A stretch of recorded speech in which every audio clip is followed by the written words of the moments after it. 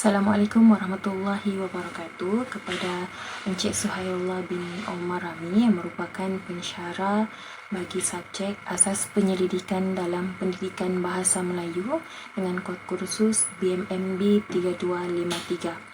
Berikut merupakan tugasan kedua iaitu pembentangan penyelidikan isu kajian. Saya Nurul Azira Binti Haris daripada BMSK 3, ambilan Jun 2022, keluaran 2027. Berikut merupakan himpunan 15 artikel yang berkait dengan tajuk kajian saya, iaitu yang pertama artikel atau jurnal daripada Chiu dan Amir pada tahun 2023, iaitu tajuk kajian tahap literasi menulis murid tahun 1. Objektif kajian adalah untuk menentukan tahap penguasaan menulis. Metodologi kajian yang digunakan adalah berbentuk kuantitatif. Dapatan kajian iaitu tahap sederhana, tinggi tetapi lemah pada bahagian ayat dan idea.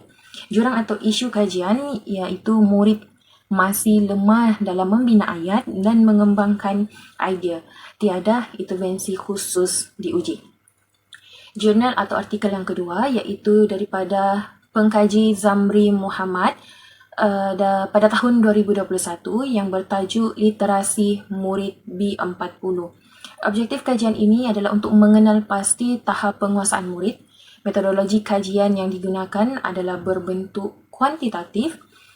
Dapatan kajian iaitu penguasaan membaca dan menulis rendah. Dan jurang atau isu kajian yang dikenal pasti adalah faktor latar belakang mempengaruhi pembelajaran dan kurang mendapat bimbingan secara individu.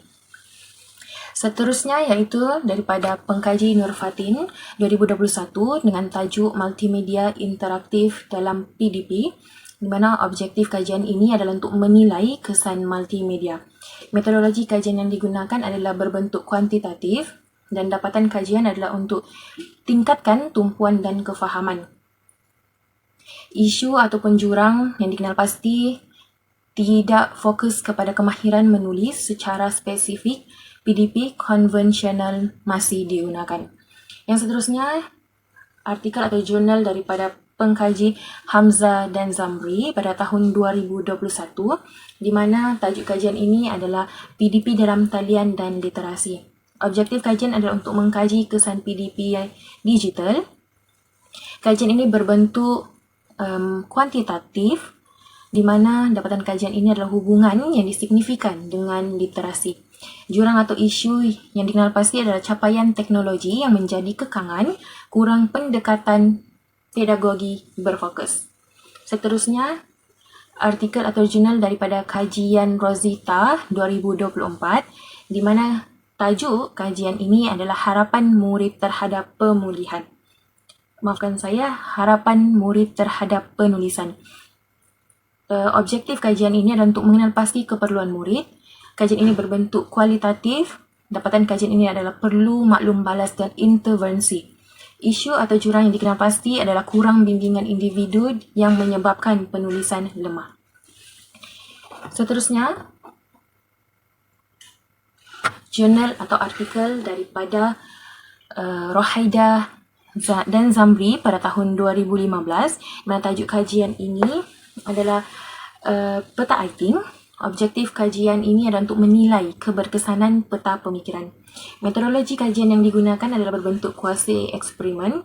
Dapatan kajian yang diperoleh adalah pencapaian meningkat, di mana jurang dan isu kajian yang dikenal pasti adalah fokus satu teknik sahaja, murid lemah susun isi. Seterusnya, kajian daripada pengkaji Syekh Zanaria dan Fazila pada tahun 2011, di mana kaedah pengajaran menulis. Objektif kajian ini adalah untuk menilai kaedah pengajaran. Metodologi kajian berbentuk tinjauan. Dapatan kajian yang diperoleh adalah kaedah bertahap yang berkesan. Jurang atau isu kajian yang dikenal pasti adalah PDP tidak sistematik, kurang variasi strategi. Seterusnya, kajian daripada pengkaji Abdul Rashid Jamian 2011 yang bertajuk Masalah Literasi Bahasa Melayu. Mengenal pasti faktor masalah. Metodologi yang digunakan adalah berbentuk tinjauan. Dapatan kajian yang diperoleh adalah faktor guru dan persekitaran, di mana murid luar bandar lemah dan kurang intervensi efektif. Itu merupakan jurang dan isu kajian. Seterusnya adalah Cik Ibrahim pada tahun 2021, di mana tajuk kajian adalah bertajuk Multimedia dalam PDP, di mana objektif kajian adalah untuk menilai persepsi murid. Metodologi kajian adalah berbentuk kuantitatif. Dapatan kajian yang diperoleh adalah tingkatkan minat dan kefahaman. Jurang dan isu kajian yang dikenal pasti adalah kurang penggunaan bahan menarik dalam PDP. Seterusnya Febria pada tahun 2025, tajuk kajian iaitu Visual Stimulus in Writing, visual dalam penulisan, di mana objektif kajian adalah untuk meningkatkan penulisan. Metodologi kajian yang digunakan adalah berbentuk kuantitatif, iaitu eksperimental. Dapatan kajian yang digunakan adalah dapatan kajian yang diperoleh, adalah skor penulisan peningkatan. Seterusnya jurang dan isu kajian yang dikenal pasti adalah murid kurang idea tanpa rangsangan visual. Seterusnya kita beralih kepada kajian yang seterusnya, iaitu nama pengkaji adalah Yuliana pada tahun 2023, di mana tajuk kajian beliau ialah media visual dalam penulisan. Objektif kajian ini adalah untuk mengkaji kesan visual.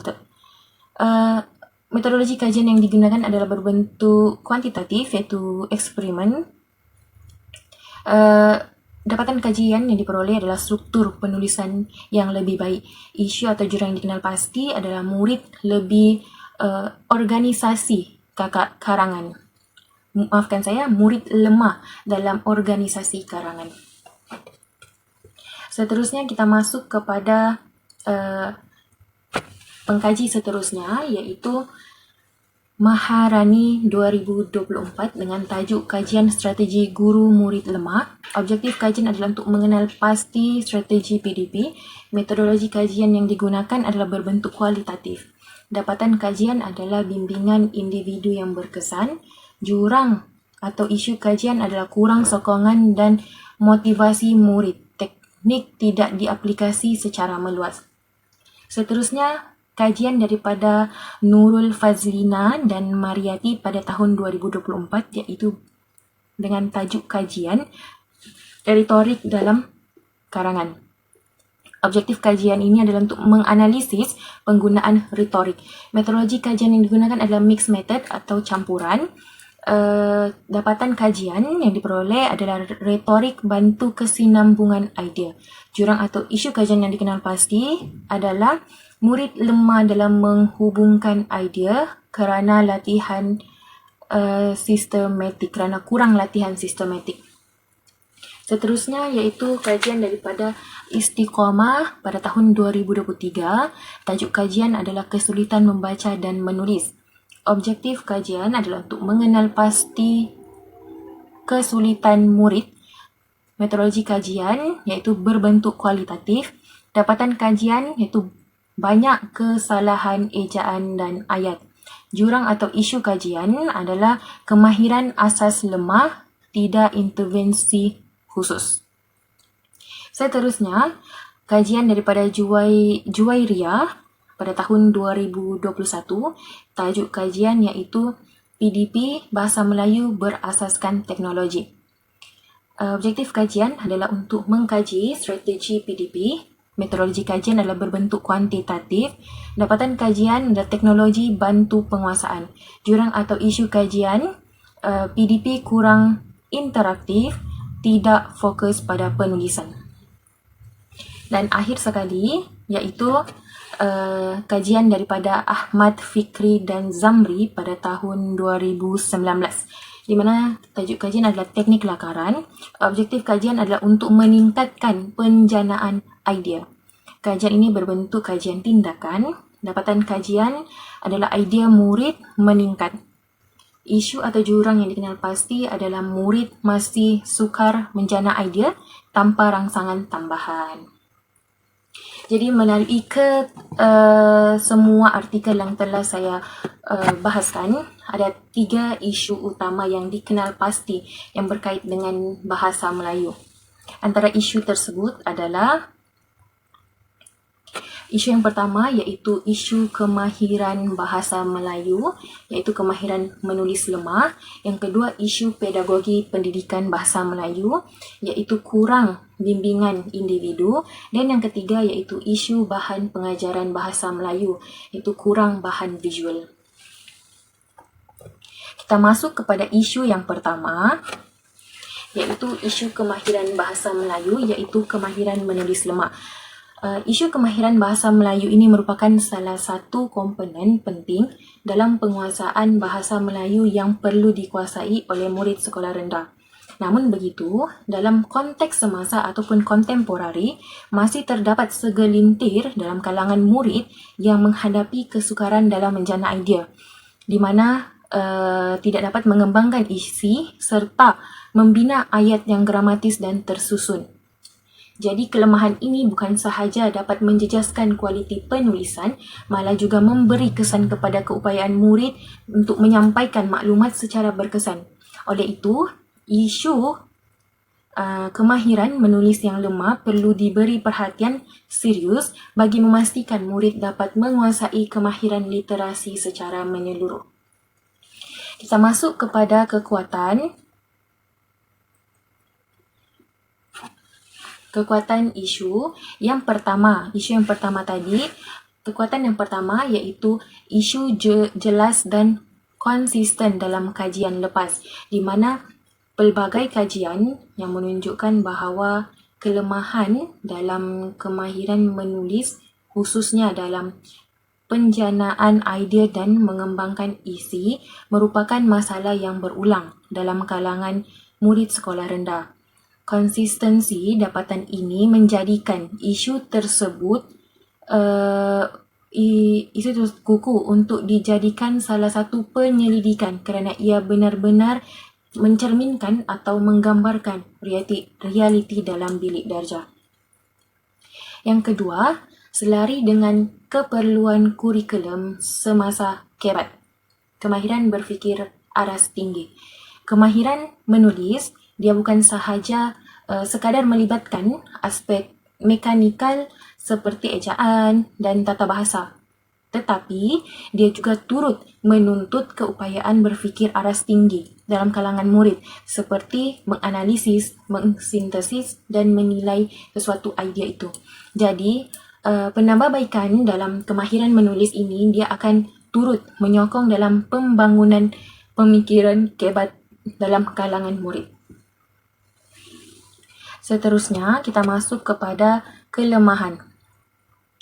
Kelemahan isu yang pertama iaitu murid bergantung kepada contoh dan rangsangan luaran, di mana murid yang lemah dalam penjanaan idea, mereka lebih cenderung bergantung kepada contoh yang diberikan oleh guru atau buku teks atau buku latihan tanpa mampu mengembangkan idea sendiri secara kreatif. Oleh itu, hal ini dia menyebabkan penulisan mereka menjadi terhad, berulang kali dan kurang asli ataupun kurang autentik.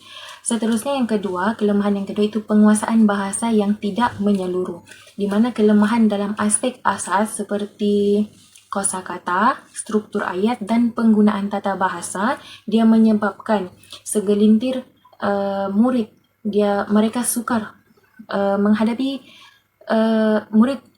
kesukaran untuk menyampaikan idea dengan jelas. Ini seterusnya dapat menjejaskan kualiti keseluruhan penulisan mereka. Kita masuk kepada implikasi. Implikasi yang pertama, isu yang pertama iaitu menjejaskan pencapaian akademik murid. Murid yang cenderung dalam mengulangi kesalahan yang sama menyebabkan mereka kita masuk kepada implikasi. Yang pertama itu menjejaskan pencapaian akademik, di mana murid cenderung mengulangi kesalahan yang sama kerana mereka tidak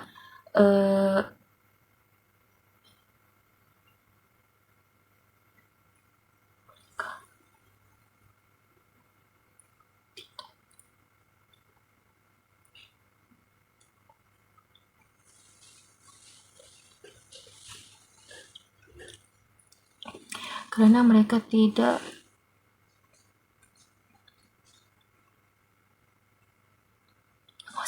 menguasai kemahiran menulis dengan baik. Kita masuk kepada implikasi. Yang pertama iaitu menjejaskan pencapaian akademik murid. Murid yang cenderung mengulangi kesalahan yang sama kerana mereka tidak menguasai dengan baik kemahiran menulis dan akan memberi kesan langsung kepada prestasi murid dalam peperiksaan, khususnya dalam komponen karangan yang memerlukan pengolahan idea yang baik serta menerima pembetulan yang jelas dan berfokus. Yang seterusnya iaitu keperluan intervensi berfokus dalam PDP. Teknik one-to-one diperlukan untuk memastikan murid mendapat bimbingan dan guru perlu menggunakan pendekatan yang lebih sistematik seperti bahan rangsangan visual untuk membantu murid menjana dan mengembangkan idea secara lebih efektif dan berkesan. Hal ini sesuai dengan tahap keupayaan mereka sekaligus dapat meningkatkan keberkesanan PDP. Masuk kepada isu yang kedua, iaitu isu pedagogi pendidikan bahasa Melayu, iaitu berfokus kepada kurang bimbingan individu. Bahan pengajaran dia memainkan peranan penting dalam menarik minat dan meningkatkan kefahaman murid dalam proses PDP, iaitu pengajaran dan pembelajaran bahasa Melayu. Namun begitu, penggunaan bahan rangsangan visual seperti gambar, grafik dan multimedia masih kurang diaplikasikan secara meluas dalam bilik darjah. Oleh itu, kekurangan bahan visual menyebabkan PDP menjadi kurang menarik dan tidak mampu merangsang pemikiran murid, khususnya dalam aktiviti penulisan. Justru itu, penggunaan bahan rangsangan visual perlu diperkasakan bagi membantu murid menjana idea serta meningkatkan penglibatan murid dalam pembelajaran. Kita masuk kepada kekuatan isu. Yang pertama iaitu memberi ruang kepada pendekatan pengajaran yang inovatif, di mana isu ini dia membuka peluang kepada guru ataupun pendidik untuk mengaplikasikan teknik pengajaran yang lebih berfokus seperti teknik one-to-one, iaitu teknik individu yang menekankan bimbingan individu dan pemantauan berterusan terhadap perkembangan murid. Yang kedua, selari dengan teori pembelajaran konstruktivisme sosial. Pendekatan bimbingan individu adalah selari dengan teori Vygotsky yang menekankan kepentingan interaksi sosial dan scaffolding dalam membantu murid mencapai tahap pembelajaran yang lebih tinggi. Kita masuk pula kepada kelemahan. Yang pertama iaitu kekangan masa dan bilangan murid yang ramai. Dalam situasi bilik darjah sebenar, guru menghadapi kesukaran untuk memberi perhatian individu kepada setiap murid kerana kekangan masa dan bilangan murid yang ramai. Jadi, teknik one-to-one ini tidak terlalu berkesan untuk bilangan murid yang terlalu ramai. Yang kedua iaitu maklum balas tidak spesifik dan tidak berterusan. Di mana tahap bimbingan individu, maklum balas yang diberikan oleh guru sering bersifat umum dan tidak membantu murid mengenal pasti kesalahan sebenar dalam penulisan mereka, khususnya penghasilan karangan ataupun pembuatan esei dalam kalangan murid. Kita masuk kepada implikasi isu yang kedua. Implikasi yang pertama adalah kesalahan berulang dalam penulisan murid. Murid cenderung dalam mengulangi kesalahan yang sama kerana mereka tidak menerima pembetulan yang jelas dan berfokus. Yang kedua, keperluan pendekatan pengajaran berfokus.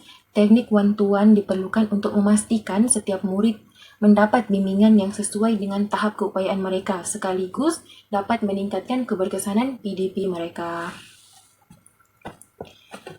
Isu yang terakhir iaitu isu yang ketiga, iaitu isu bahan pengajaran bahasa Melayu.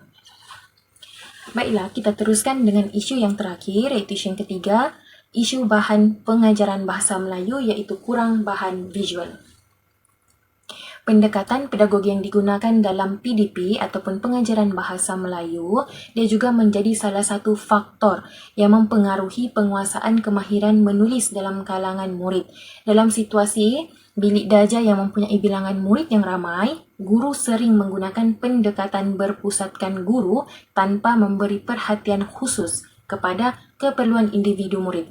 Jadi kekurangan bimbingan individu dan maklum balas yang berfokus menyebabkan murid sukar mengenal pasti kesalahan dan memperbaiki penulisan mereka. Justru itu, pendekatan pedagogi yang lebih berfokus dan interaktif seperti bimbingan individu perlu dilaksanakan bagi memastikan peningkatan dan keberkesanan pengajaran dan pembelajaran bahasa Melayu.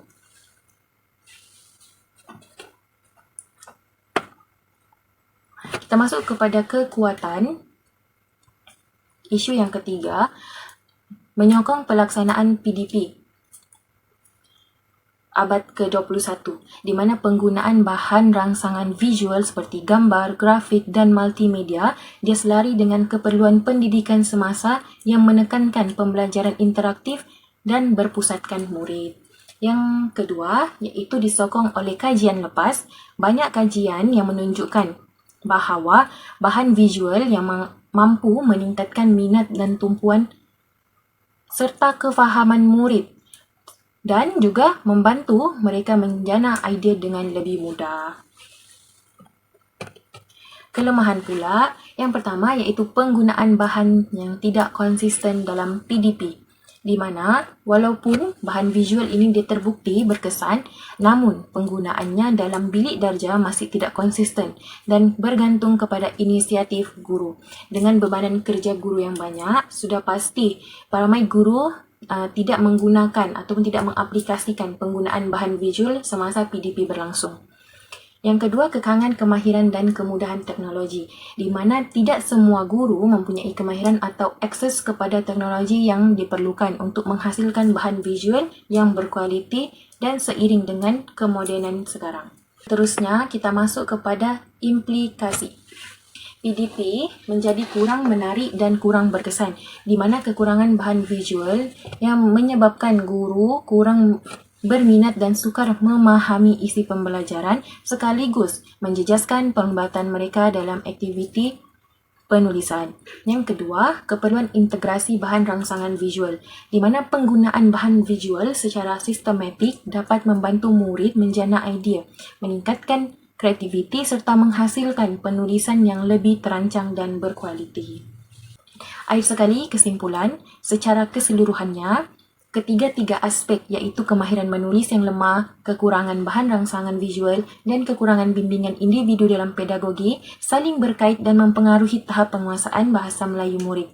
Kelemahan dalam menjana idea serta membina penulisan yang berkualiti, dia berpunca daripada kurangnya rangsangan pembelajaran dan pendekatan pengajaran yang tidak berfokus. Oleh itu, penambahbaikan perlu dilakukan secara keseluruhan dengan mengintegrasikan penggunaan bahan visual yang menarik serta pendekatan bimbingan individu seperti teknik one-to-one ataupun teknik individu. Pendekatan bersepadu ini diyakini dapat membantu murid meningkatkan kemahiran menulis secara lebih efektif, seterusnya memperkukuh penguasaan bahasa Melayu secara keseluruhan. Itu sahaja daripada saya. Sekian, terima kasih.